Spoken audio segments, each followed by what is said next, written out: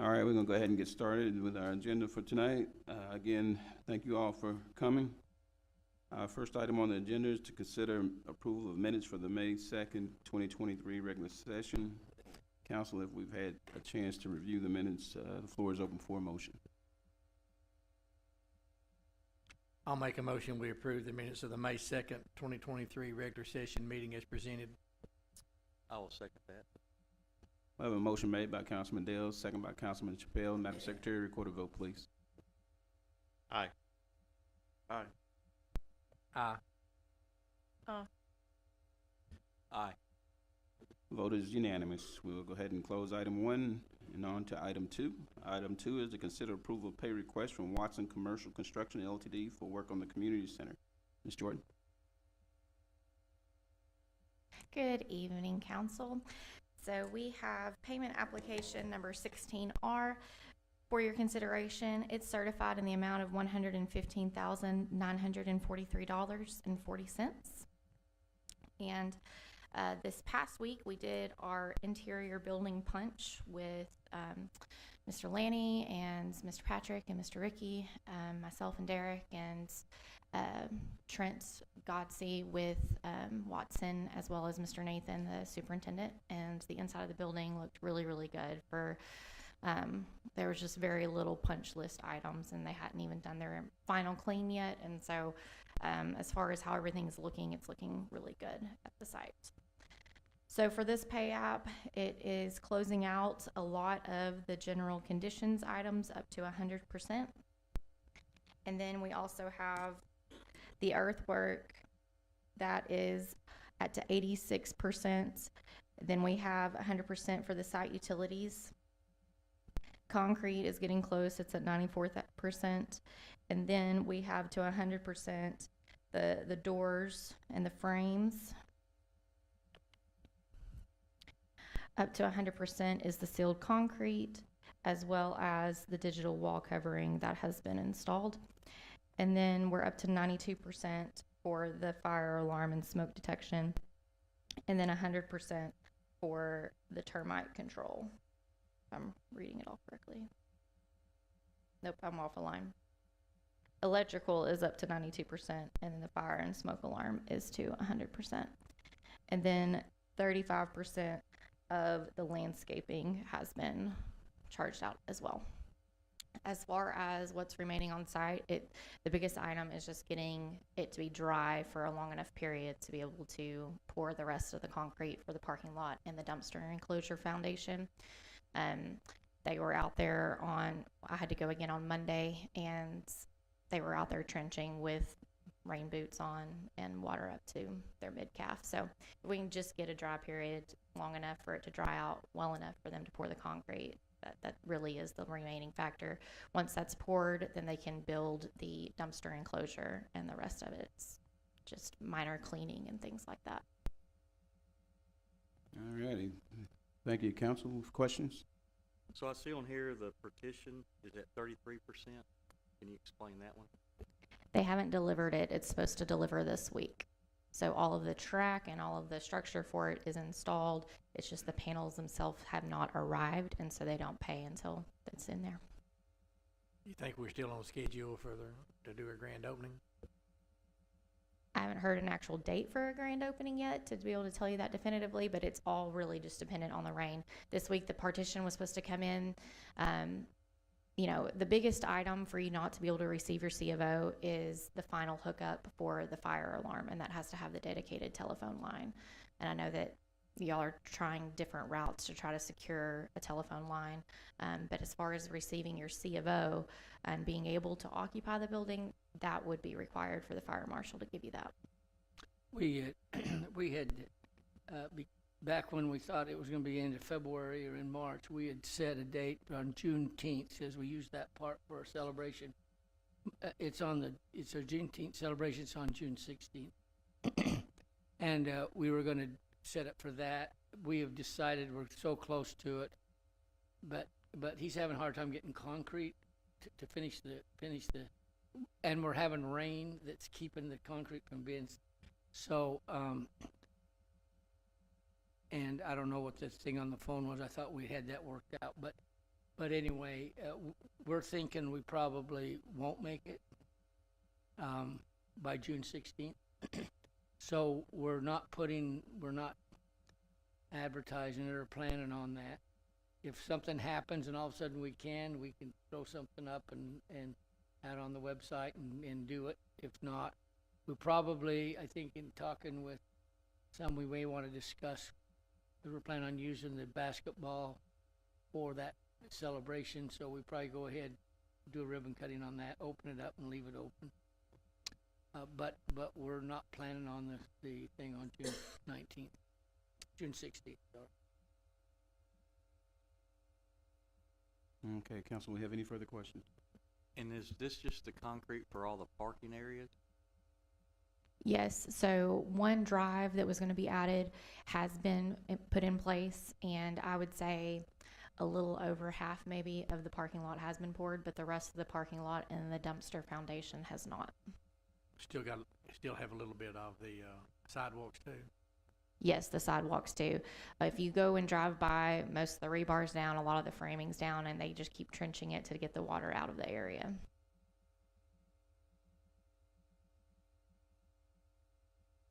Okay, if there's no further questions, we'll open the floor for a motion on this item. I'll make a motion that we approve this pay request for the $115,943.40 that's been presented. I second the motion. We have a motion made by Councilman Dale, second by Councilman Walker. Madam Secretary, record a vote, please. Aye. Aye. Aye. Aye.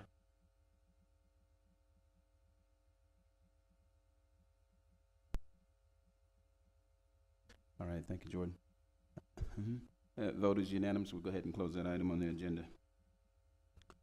Our next item, item 3, I believe we're going to go ahead with the table for this item. Mayor and council, on item 3, it's to consider approval of a contract with KSA for industrial lift station. That's in the Cypress Industrial Park in Forest, Maine. And, you know, I thought we've been talking with the EDC about sharing the cost of that. We haven't got that worked out. I know they got a meeting this Thursday. I talked with Nathan today. You know, they think we should pay the most of it, and I'm thinking they should pay the most of it because it's theirs. So we're not together on it, so we're kind of negotiating it out. And I need to discuss with you guys what your thoughts are on it too. But they're going to talk about it Thursday. We'd like to bring it back the next time, see if we have it worked out by then, or we approve it.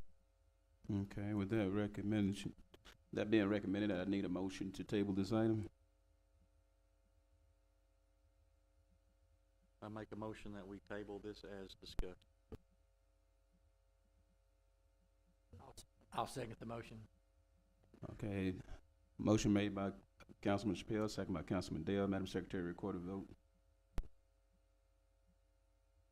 Aye. Aye. Aye. Aye. Mayor and council, I want to also say we don't have any contentious discussions going on. We just haven't come to a conclusion yet. Okay, thank you. We appreciate that. The vote was unanimous, so that item is tabled until our next meeting. So we'll now close that and move on to item 4. Item 4 is to consider approval of a bid for Highway 271 elevated storage tank.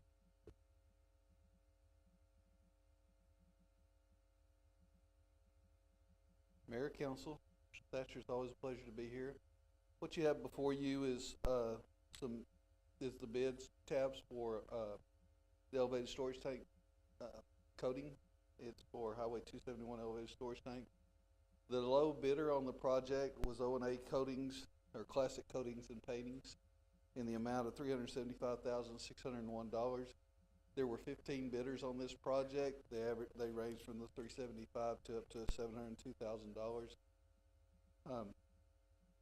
We have interviewed the references for O&A Classic Coatings and Paintings. We've worked with this company before, but we've always worked with them as a subcontractor. We've never worked with them as a general contractor. So I wanted to bring that before you. I don't have any reason to think that they can't do that, be a general contractor, because they've always done really good work, for every time we've ever had it, but I did wanna bring that up. The same is basically falls for the second bidder on this project. The third bidder is Dixie Painting and Sandblasting Inc., and they are, they have been a general contractor before, so. I hate to do this on painting contracts because it seems like we always have some thought, but, we've worked personally with O&A Coatings before, but like I said, it's always been as a subcontractor. So Lenny, you brought it up that maybe they were subs and they're not, did you say that? So in case there's a problem, you're off the hook, or? Yes, sir, that's exactly why I said that. And can we, look, it come with your recommendation. So, we don't have any reason to say that they can't do the project. It's, when you're a general contractor, essentially you just handle more of the money and more of the paperwork. Their paperwork's always been fine too, they've just never been a general contractor. And so, everybody we talked to really liked the contractor. They've always done a good job, but I gotta bring it up because it just, sometimes it works and sometimes, you're concerned about it, but. They're about $50,000 less here than their nearest bidder, I noticed. So did they already give a general timeline from start to completion to be able to put this bid together? So we have the timeline in the contract. If they don't meet that timeline, we have liquidated damages, to be applied on top of that. Because I just don't want to have another street power episode here. Having done these before, I've been in a situation where we went to the second bidder. That was, it turned into be a lawsuit. This is a big enough contract that if you can't find a good reason, you just don't feel, it could come back and bite us. So I think that we may need to go forward with it. I have no reason to think they can't do it. I just wanted to bring that to your attention. That's all this is. Lenny, you might just share with them before we, when you notify them that they won the bid, of our past experiences, and that our expectations are gonna be that this will go correctly. And also with your company, I'll assume that you're gonna stay on top of this as well. Yes, sir, that's our job, is to stay on top of it and to make it move. Of course, we're not in direct control of their employees, but that's why we have liquidated damages and things, so that we can work through that. Maybe just let them know that our tolerance level is not real high right now. Actually, we've already told them that. All right, thank you there, Lenny, we appreciate it. Council, we'll go ahead and open the floor for a motion on this item. I'll move to award the bid to A&O Classic Coating for the 271 elevated storage tank. I'll second that. I have a motion made by Councilman Adams, second by Councilman Chappelle. Madam Secretary, record a vote, please.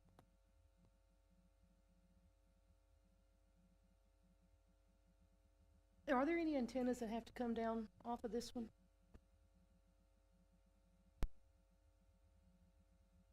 Everybody's cell phones ought to work okay then, right? I vote yes. Aye. But let me just add here that there is a cost in here for the removal of existing city antennas on the bid here from each of the vendors here.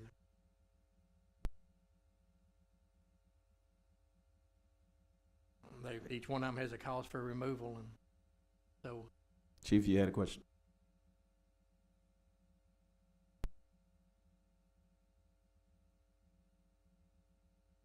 Yeah, there is one antenna on it. It's the repeater for the ATCOG, where all the EOCs can talk to each other, but it's the only one that I'm aware of that's up there. It's on the very top of that rail that you can see. Yeah, nothing like what was down here. No cell tower, no cell. Okay, but with that said though, if it's ATCOG, that means they use it for their service and possible any 911? Are they gonna require that repeater to stay up though during this time? No, it's basically in time of emergency, if we have something bad enough, that it allows all the EOCs in our cog to communicate with each other as a last resort. So what's the tentative timeline on this project?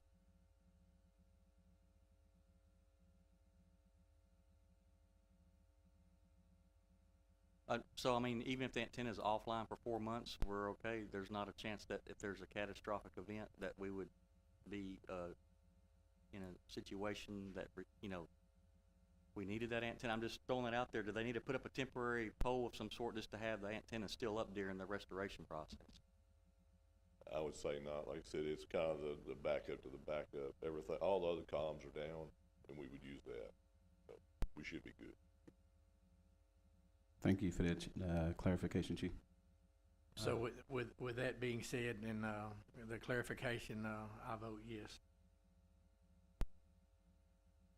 Aye. Aye. Thank you. That vote is unanimous. We'll go ahead and close that item on the agenda. We'll now move on to item 5.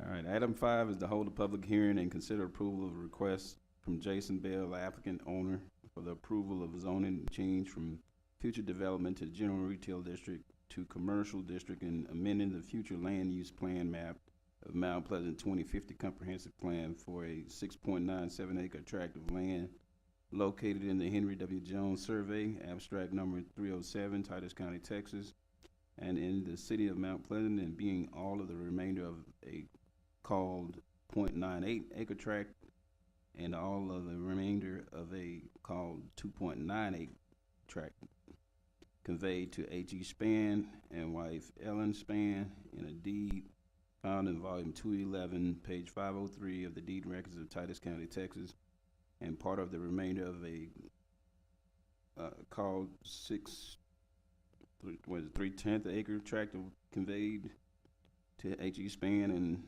Miss Ellen Spann in the deed found in volume 154, page 530 of the deed records of Titus County, Texas, city of Mount Pleasant, Texas, and generally located at the northwest corner of the intersection of East Ferguson Road and Choctaw Street. You always have me read a book. My apologies, Mr. Mayor. Good evening, and good evening, members of the council and Mr. Thatcher. And the property that we're looking at, as you can see, it's on the north west corner of this is East Ferguson Street, and of course Choctaw surround this area. And what we're looking at this evening is 2 properties that comes to about 6.9 acres.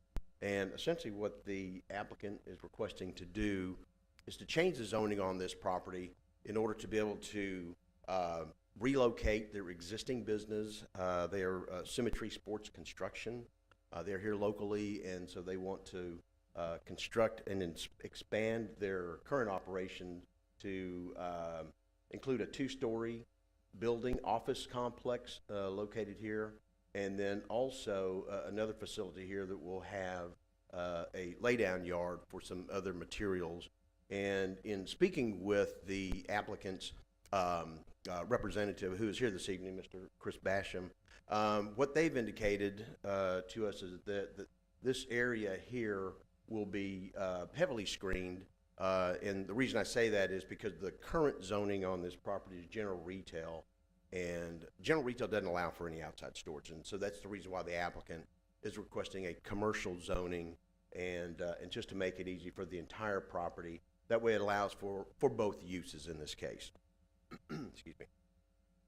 And when we take a look at the current zoning on the subject property, you have 2 separate zonings: future development district, which is unzoned, and then general retail. And so rezoning this to commercial district, looking at that, we would take a look at the current zoning that exists around the property. And so when you have what we call a transition of uses, you can easily see that there is transition here from all this up here being residential, and then of course you have multifamily here, which is common to have this type of zoning in place next to general retail.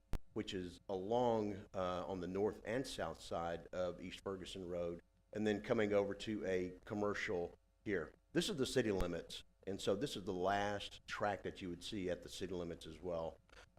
One thing to point out as well, as far as future development, which you have here, this right here is 107 acres. It comes out to about right here, so a portion of it is not inside the city limits, and this 107 acres, probably about half of it is located inside the floodplain as well too. So future development, don't know if anything's going on there, but a buffer, as we would call it, for transition. You do have a street here, Choctaw Street, and this is a small 7 acre portion versus 107 acres up here.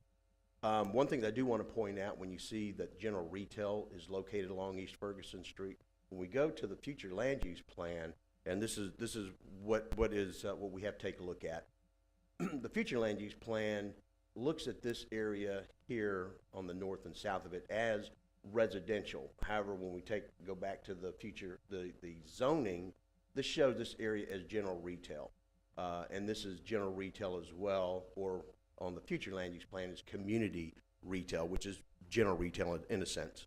And so when you take a look at the zoning of this property from a compact residential, which is essentially a small lot residential development, if you change this, if this were to change to community retail, then it would be in line with what you have here already from a zoning perspective as far as general retail. So changing the future land use plan, that could be warranted. And obviously, you know, with your approval on that, what staff would do would make the change to the future land use plan as well as to the zoning map in order to be able to allow for the commercial use there.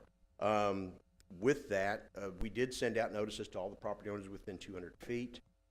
Staff did not receive any notices back in regard whether they were for or against the application. And with that being said, it would just require a simple majority vote of council in order to approve a zoning change. This did go before this did go before the Planning and Zoning Commission on May 9th last week. They did review this, and they are forwarding a recommendation of approval. That was a unanimous vote for that. And with that, this is a public hearing. Once again, the applicant's representative, Mr. Chris Basham, is here to answer any questions. I'm available for any questions as well. And thank you. Thank you. Sir, did you want to come up and pretty much just address the council, let them know who you are and a little bit about the project you have? My name is Chris Basham. I'm the Chief Operations Officer of a service-disabled, veteran-owned small company. We do design, build, and planning. I'm a planner and an architect here. I'm also a design build certified person also. I've been living here since 20 years ago. I moved here. Married Karen Gage, if y'all know her, the Newman family. We live on the north side of town, across from Big Tex, across from the interstate there. Been working in and around the city of Mount Pleasant and Titus County for 20 years now. Just hitting and missing. We spend most of our time working with the Veterans Administration. We do a lot of work all over the nation with the VA, doing clinics and hospitals, and we do everything from design and planning and building to preventative maintenance on the hospitals and stuff, which is one of our biggest moves right now. Met with Jason Bell, and we initially worked on a plan for his house, which I worked on, and he's building it now out by the college. He also came to me about getting this new office, and on this land that I think he bought about 7 to 10 years ago. And we worked on it today, and we've got the plans moving and just waiting on approval of this zoning change, and we'll be going full bore ahead. Look to have it completed within 9 months to a year and have it occupied. The two-story building will house about 50 offices. He's grown tremendously from about 15 people. He's at 30 people right now and still growing, so that's why he needed a new office. So we appreciate y'all's consideration on this, and we look forward to coming back with you on the plans and stuff, because it's getting to be really exciting what he's got planned out there, and it'll be really nice. And that area that he was talking about being shielded from the road, where the laydown yard is, if you look at the aerial right now, it's completely wooded, and we're just gonna clear out the area for the laydown yard, so I think it'll be completely shielded from Choctaw, and will not be a problem, so. All right, thank you. Counsel? I do want I'd just like a little more clarity on just for that. And apparently where you're offsetting now, you're not doing any storage there. It must be off-site somewhere else. And also, do you mind coming back up too? I just want to be clear on that, not to belabor it, but I just want to be clear, since it has to be in our mind's eye. We don't really have a rendition or a drawing. And also, how is this in keeping with our master plan stuff? Right, so the comp plan, once again, is a guide. It's not zoning, it is an actual guide that allows for the city council to review that, to take a look at the plan and to see, does that warrant a change? And when you take a look at that versus the guiding principles and what we have as far as other items within the comp plan, that is the thing that staff would do was just provide you what we showed, how we have a transition of uses and what that is on the south side of Ferguson Road, where we did have a general retail that was associated. There is established businesses as well as multifamily in that particular area, and there are a couple of homes along East Ferguson Road. But when you take a look at that as far as transition of uses, that could warrant a change with that. What's your next door neighbor? What is there now? Could you answer that? And again, about this screening and stuff, it'd be a little more, for me, a little more clear on that, please.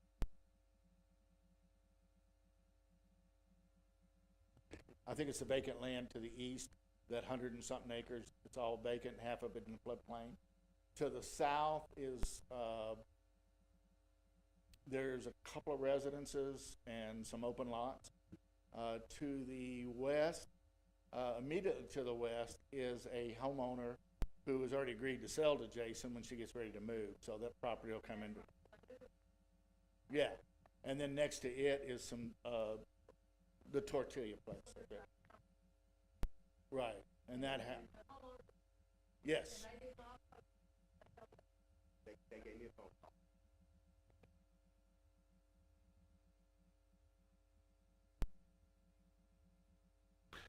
I will say this, I know Jason and Rebecca a little bit, and I know anything they do will look first class. It's, honestly, to me, it's gonna be an exciting, people coming into Mount Pleasant on 49 will have, something nice to look at. I would ask that as we go forward with the plans, let's make sure that the screening is what we want it to be for the laydown yard. I don't think anybody would have a problem with that at all. So, and I know y'all will do it the right way. So, honestly, for them to come into town from where they were and come up to 50 offices is unbelievable. Congratulations to them for that, and thank you for being a part of Mount Pleasant. Yeah, they run a first class operation. I think the office now, kind of angling across from the post office there, in a small facility. So I don't have any doubt but what this will be a first class operation. And I just want to be clear, I wasn't being negative. I think we have to consider all the neighbors and make sure that we've done our due diligence, and I know you have, but I just wanted to make sure that the council heard you say it again for clarity, because we get those calls. We get some of those calls, and I want to be prepared to address those calls if we get any. Okay, thank you, sir. Any other questions? I think that about sums it up. We thank you. We really, thanks a lot. We certainly appreciate you. Okay, since this is a public hearing, and do we have anyone in attendance that might want to speak on this item? Okay, we'll close that portion of this item and open the floor for approval on this item. I'll move the approval of the zoning change and the change to the master plan. I'll second that motion. All right, we have a motion made by Councilman Adams, second by Councilman Dale. Madam Secretary, record a vote, please. Aye. Aye. Aye. Aye. Okay, the vote is unanimous. We'll now close that item on the agenda. We thank you all again. It's good to see you again, Chris. Okay, we'll now move on to item 6. Item 6 is discussion and consider approval of a request from James Arledge representing ACH Construction and Properties LLC for the approval of a replat of lots 18 and 19 at the Bandera Estate Phase 1 addition, being on a .29 acre parcel of land situated in the Berry Merchant Survey abstract number 358, Titus County, Texas, and being all of lots 18 and 19 Bandera Estate Phase 1 as recorded in file number 20192-353, Public Records, Titus County, Texas. Let's see, that'd be, variants are based on the NAD 83, 2011 Texas North Central 4202 as observed by GPS. Area and distances shown hereon are at a grid, Mount Pleasant, Texas, and is addressed as 617 and 621 East 8th Street. Dated. Yes, sir. Thank you, Mr. Mayor. I think that was just a chapter up, hopefully. This is the location. Essentially, what the applicant is doing here is just to remove a lot line, this lot line here, this 18 and 19. And so they're removing this lot line and they're establishing a utility easement along the front property line. With that, I mean, it meets our subdivision regulations, and the Planning and Zoning Commission is forwarding a recommendation of approval, and staff also recommends approval of the plat. It's basically the same size lots that's existing there now, isn't it? It'll essentially will double that by removing the lot line. It'll be about a 12,000 square foot lot. So, did he say why he wants to do this? Just curious. No, he didn't. I'm not aware why he's requesting to remove the lot line. Okay, and then just another thing that caught my attention. So what will be the new address? Because it shows that the address is 617 and 621. So what would be the new address? To keep that in succession, it would be 617.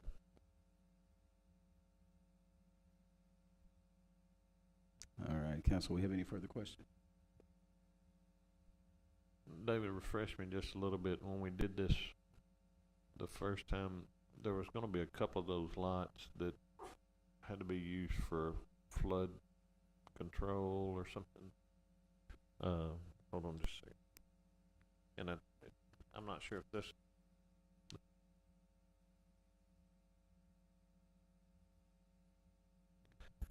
Okay, so I don't know that it was either one of those, but it was up above that, up north of that was like 342.010 and 342.009. There was one of those that weren't going to be usable. Am I correct, because of the flood relief? Yeah, there were some issues in Bandera. I don't believe it was these lots here, but yeah, but that's been resolved. Okay, I just want to make sure we had remembered that. I remember that also, Councilman Adams. It seemed like when that final plat was done, it seems like we addressed that on that other one there in July of 19 when that came to. It seemed like that was, but that has nothing to do with this area right here, you don't think? I don't believe so, because that's a utility easement they're establishing and not a floodway, and it's not within a flood zone either. All right, thank you.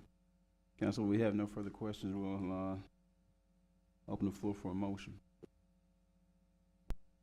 I'll make a motion that we approve this request from James Arledge, that's representing ACH Construction and Properties LLC for the approval of the replat of the lots 18 and 19 in the Bandera Estates as presented tonight. I'll second it. Okay, we have a motion made by Councilman Diaz, second by Councilman Adams. Madam Secretary, record a vote, please. Aye. Aye. Aye. The vote is unanimous. We'll now close that item on the agenda. Our next item is our public comments, which is item 7. At this time, if we have anyone in the public that would like to come up and address the council, please do so, stating your name and address.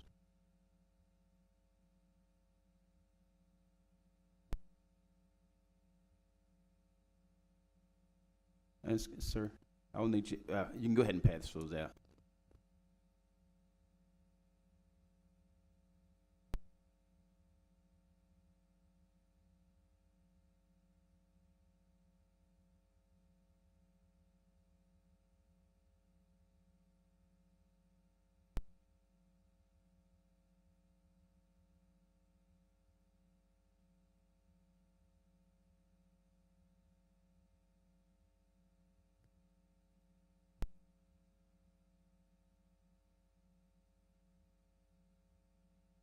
Okay, yeah, I'll need you to, hold that button down the whole time that you're talking.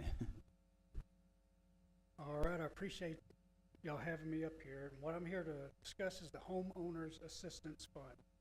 It's, the first paragraph and last paragraph was borrowed off the website, but it's Homeowners Assistance Fund, which we call the HAF program, was established under the American Rescue Plan Act of 2021 to ease financial hardships associated with COVID-19 pandemic.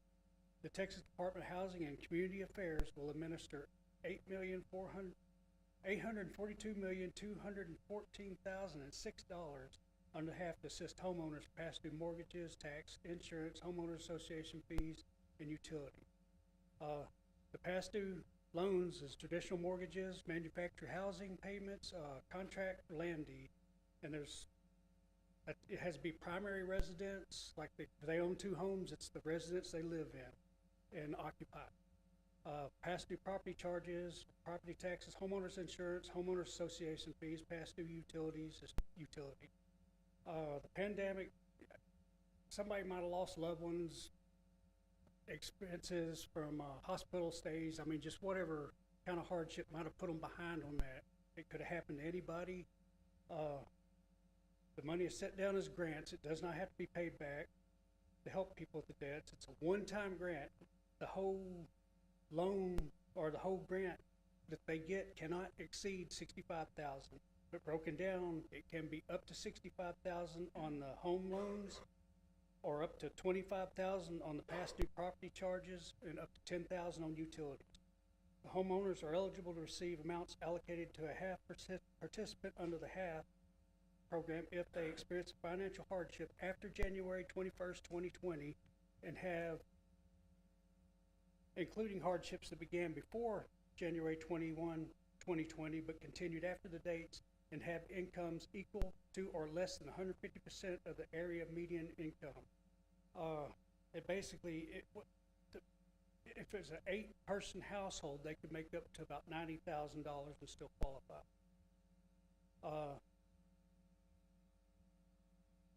I put my contact information in the next page, and then that last one on the flyer, you can scan that QR code, and it will give you these two websites I cited on the bottom. And that's basically it. And if anybody's got any questions, she's the expert on it back there. Is Mr. Hunter here, is it? Yes, sir. All right, thank you, sir. If you email this so that if we wanted to email it to someone else in an email form to the city, please. We can scan it in and email it to y'all. So, Mr. Hunter, this is just public information that you're giving it, the city, just for public knowledge? Yes, sir. Just if y'all know anybody, just spread the word. It's Texas-wide, but we take care of the 21 counties of Northeast Texas. How long has this program been in effect?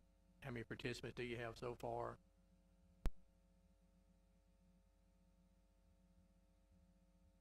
And give us your name. My name is Savannah. I'm also with Community Services of Northeast Texas. It is at a state level, so I can't tell you exactly how many participants there are. I know that our organization is doubling our enrollment every month. I know that we are at 60 enrolled, and we've only had this program active for the last couple months. We received our grant for this program back in September, but it did take a while to get it up off the ground and running. What type of money did we get for our area? Do you know that? Our area, it's not defined how much money we do receive. It's just based off of how many applicants we get. CS&T does not issue the checks for it. It comes directly from the state level. All righty. Well, we certainly thank you all for that information. And thanks a lot. We appreciate it. How long does it normally take to process it if the applicant qualifies until they get their money? If the applicant brings us all documents that we need to upload, we can upload it for them, and it takes between 30 and 45 days for us to hear back from the state. If there is any issues with the applicant's information, they give us 14 days to rectify that information. However, if the applicant decides to upload it themselves, again, they have that 30 to 45 days, and I believe they only have 10 days then. But it could still be the 14 days. I guess one other question I have, is this paid to the applicant, or is part of this paid to the, if they're behind on their mortgage, is it paid to the bank, or? It goes directly to the organization the money is owed to. So if it's the past due mortgage, it goes directly to their mortgage company. Taxes, I know for a fact that we have sent some, not us, but the state has sent, I'm so sorry, payments for back taxes to counties in this area. But it is not, he said it's just taxes. It's also HOA fees, homeowners insurance that it includes in those, the 25,000 past due.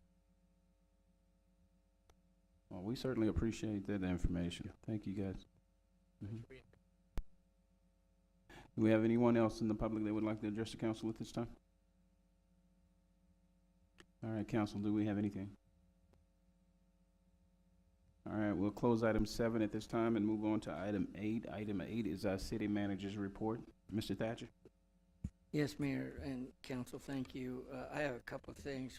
First is, you notice Annie Trout's here tonight, and she helps Candace. I think Candace is going to be out next council meeting, and Annie's going to be here, so she's kind of in training tonight, and we appreciate them doing that.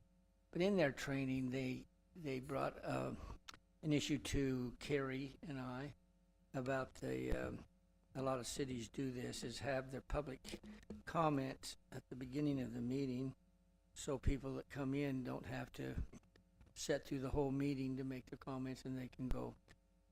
Carrie and I talked about it with Candace, and Carrie also pointed out that sometimes people are sitting here and the items on the agenda prompt something, and they may want to say something afterwards. So we thought it might be a good idea for you to consider putting the public comments on the first, right after the reading of the minutes, proven, and then also leave it here at the end in case people can, they could have made a presentation, not have to sit through the whole meeting if they didn't want to. But if somebody has some at the end, they could do that. So we would put it on both the front and back if you all so desire. If it's the will of the council, I'm open to it. Yeah, I'm good with that because I think out of the respect of our taxpayers that come in and sit down, I think that would be good for them in their time. I'm good with it for sure. I think it's a good idea.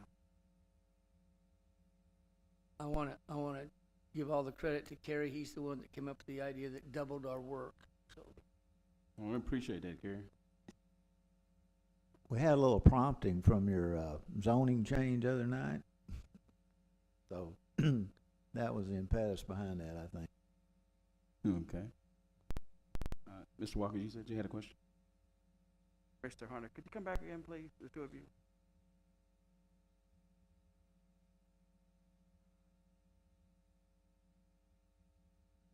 Utilities in this plan, what utilities are they referring to?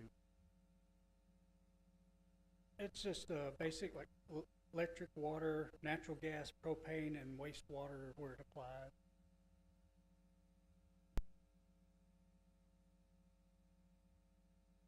All right, thank you, sir.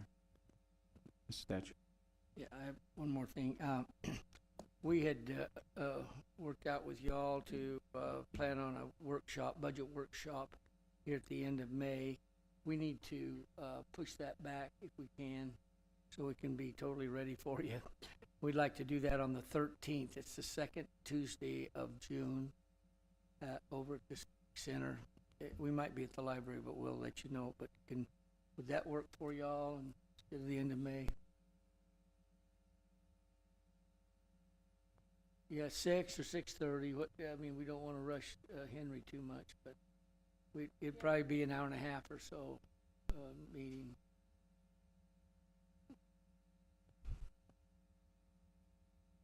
I think that'll be okay, yeah. Okay, we'll go ahead and schedule that on the second Tuesday. Now they'll have a planning zoning meeting here at 6, but shortly after that, David then can come on down to the meeting. Civic Center. All right, thank you.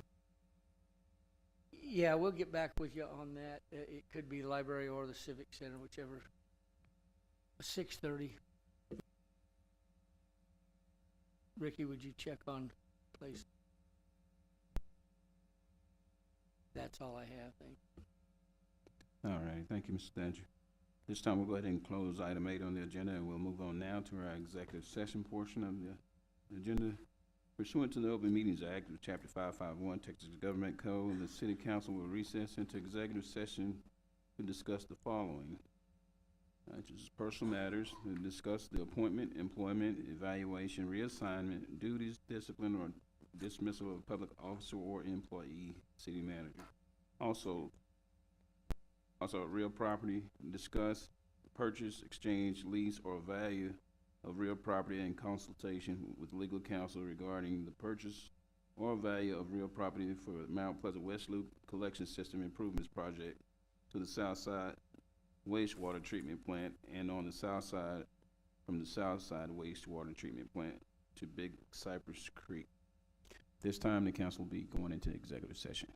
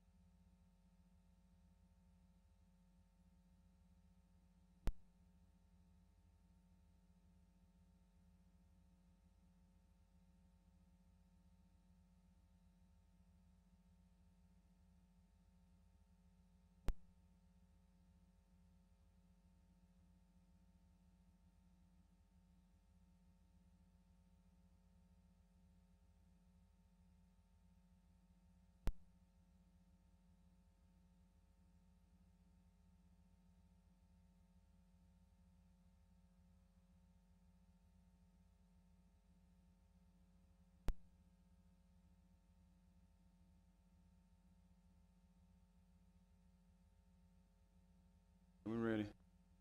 Okay, the time is now 8:57 p.m. In accordance with Texas Government Code, Chapter 551, the City Council will reconvene into regular session to consider action, if any, on matters discussed in executive session. Item 10, we have no action. For item 9, we have no action for item 9. So we're going to go ahead and move on to item 10. Item 10 is to consider approval of a amendment of ordinance 2022-14 to specify the real property interest to be acquired for the Mount Pleasant West Loop Collection System Improvements Project to the Southside Wastewater Treatment Plant, and on the south side, from the Southside Wastewater Treatment Plant to Big Cypress Creek, and declaring a public necessity to acquire such real property interest, and authorizing all appropriate action for the city, including the possible institution of eminent domain proceedings. Mr. Thatcher. You have before you, Mayor and Council, you have before you an ordinance that was done by our attorney that to list the persons who have easements on the line west of town, from north of I-30 down west of town, and then all the way down to the wastewater plant, and then on down to Cypress Creek, where we'll have the outfall. And it's to give authorization to any of these that we can't negotiate an easement with to proceed with eminent domain on the ones that we can't. So we discussed this. We recommend approval so we can start getting our easements ready. Yes, sir. Thank you. Council, do we have any questions at this time? Okay, I will open the floor for a motion on this item. I'll make a motion that we approve this ordinance number 2022-14, the ordinance of the City Council authorizing a second amendment to the ordinance number 2022-14 to more specifically identify the real property interest to be acquired from the City of Mount Pleasant concerning the West Loop collection system improvements has been presented. I'll second that motion. All righty, we have a motion made by Councilman Dale, second by Councilman Chappelle. Madam Secretary, can you please record the vote?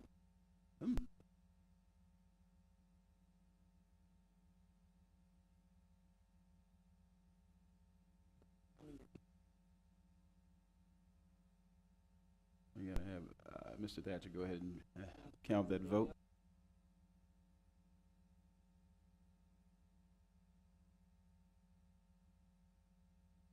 Yeah. All right. Aye. Aye. Aye. Aye. Aye. I want you to know, Candace, I tried to do it and they would not, they ignored me. They would not vote.